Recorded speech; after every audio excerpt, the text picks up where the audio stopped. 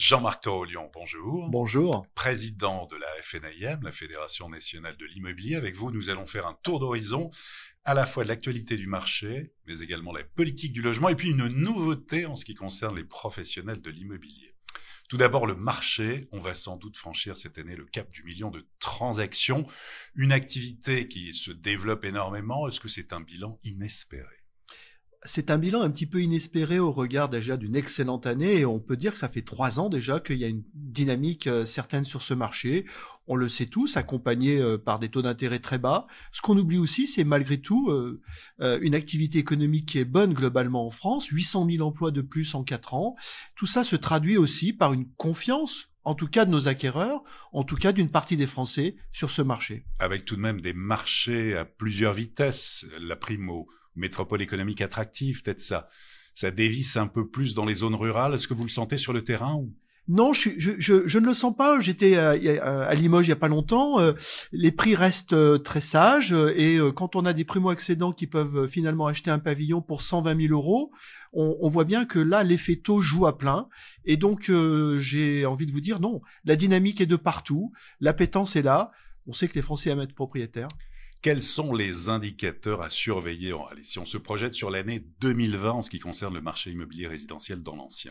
Alors moi, je pense qu'il y a 3 fondamentaux. Il y a naturellement les taux d'intérêt, on le sait tous, parce que la désolvabilisation peut aller vite de ce point de vue-là.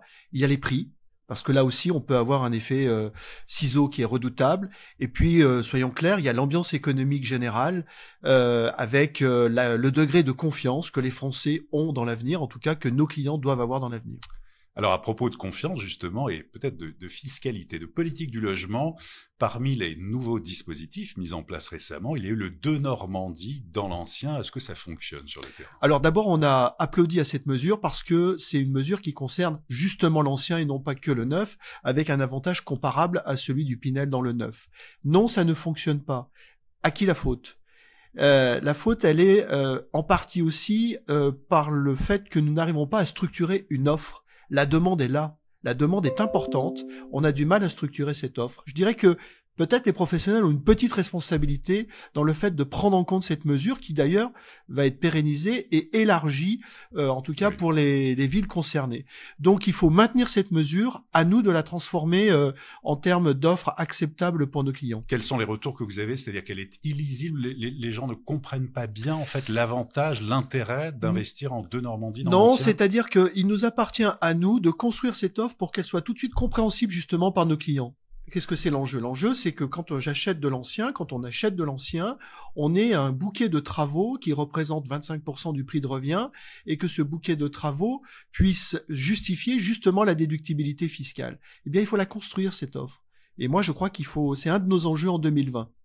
À propos des enjeux et à propos de primo-accession, on parle beaucoup du prêt à taux zéro qui pourrait, en tout cas en première lecture, ça a été adopté, maintenu sur l'ensemble du territoire. On évoque même aussi la possibilité qu'il soit affecté à l'ancien. Est-ce que ce serait une bonne idée?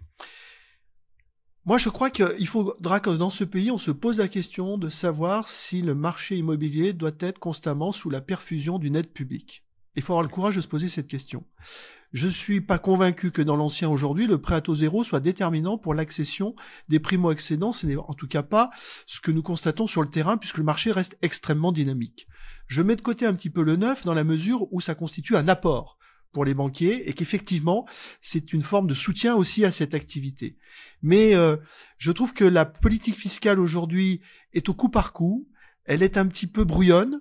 Elle ne participe pas d'un schéma de cohérence en disant qu'est-ce que l'on veut dans le logement demain, dans nos territoires, quel type de parc voulons-nous rénover, accessible en location, accessible en termes de propriété. Selon vous, elle manque de lisibilité? Ah oui, elle manque de lisibilité et moi je serais partisan que en 2020 on se pose ces questions-là autour de la table et qu'on mette à plat la fiscalité de l'immobilier, y compris d'ailleurs avec un enjeu de fiscalité locale qui va devenir très important. Le député Michael Nogal a sorti un rapport qui s'appelle Louer en confiance. Quel rapport avez-vous justement avec Michael Nogal?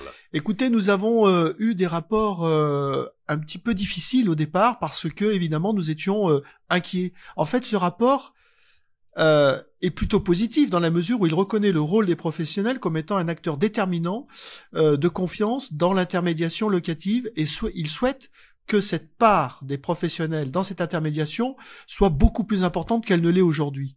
Nous sommes d'accord sur l'objectif, voyons les moyens. Et ces moyens partaient d'une contradiction fondamentale, c'est que on nous faisait confiance, mais on nous retirait la gestion des dépôts de garantie. Et il y avait une proposition pour que nous soyons les garants absolus en termes de résultats du revenu locatif de nos propriétaires, qui s'appuyait sur une solution qui était intenable pour les petites entreprises. Ça, vous en parlez au passé, donc ça c'est fini. Et donc, je crois qu'on a beaucoup travaillé avec Michael Nogal. Je lui ai reproché de consulter, mais de pas concerter. Je crois qu'il a compris. Je crois que chacun a fait un pas aussi. C'est anxiogène pour nous, c'est anxiogène pour nos entreprises. Et je crois que nous avons progressé. Et j'espère, en tout cas très prochainement, que nous aboutirons à une solution extrêmement intéressante pour nos clients, bien sûr, pour le marché locatif dans ce pays et pour nos entreprises. Autre sujet, alors là, qui crée aussi des remous, c'est la réforme qui touche à la copropriété. Où en est-on aujourd'hui? Les ordonnances viennent d'être publiées. C'est une évolution, c'est pas une révolution. Beaucoup de choses que nous avons proposées ont été reprises, notamment toute la législation sur la petite copropriété, le fait que les syndics pourront proposer des services à côté de leur mission, sans pour autant tomber dans le contrat type. Et ça, c'est une promesse que j'avais faite et nous l'avons obtenue. Contrat type, contrat socle, des simplifications, l'abaissement des majorités, mais une très grosse déception. C'est le plan pluriannuel de travaux sur lequel nous avions voté, qui concernait toutes les copropriétés de plus de 15 ans, qui devait se doter d'un plan pluriannuel d'investissement sur 10 ans, et qui n'a pas passé, semble-t-il, la rampe du Conseil d'État. Moi, je souhaite que le ministre nous remette au travail, parce que nous croyons fondamentalement à cette mesure. Donc ça, c'est pas fini, et c'est effectivement à suivre. À suivre.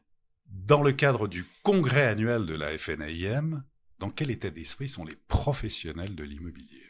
Eh bien, les professionnels de l'immobilier, incontestablement, enchaînent pour la 3e année consécutive de bonnes années.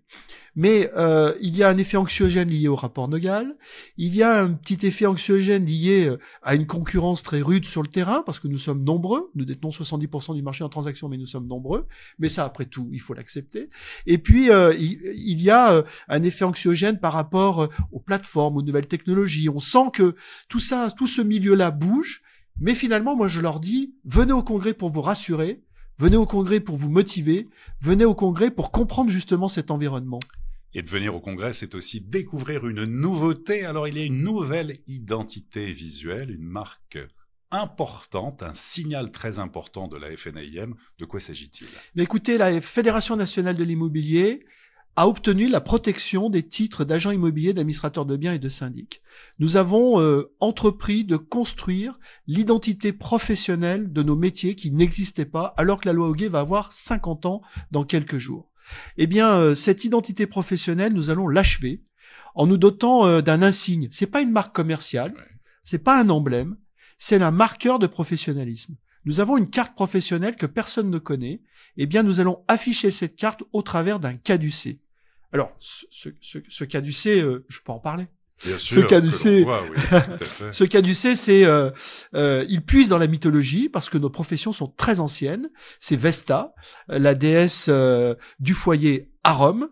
Elle est dotée d'une lance et d'un flambeau. Elle éclaire le foyer et elle défend le foyer. Notre profession éclaire nos clients, les informe et défend leurs intérêts. C'est toute la noblesse de ce métier. Et ce caducée s'affichera avec, j'allais dire, la marque des cartes professionnelles dont est titulaire celui qui l'affiche, agent immobilier, administrateur de biens, syndic. Et comme ça, nous achevons la construction de cette identité professionnelle et nous tirons cette profession vers le haut, ce qui est l'ambition de notre syndicat. Jean-Marc Torolion, merci beaucoup. Merci à vous. Et à très bientôt pour une prochaine édition du Club Imo.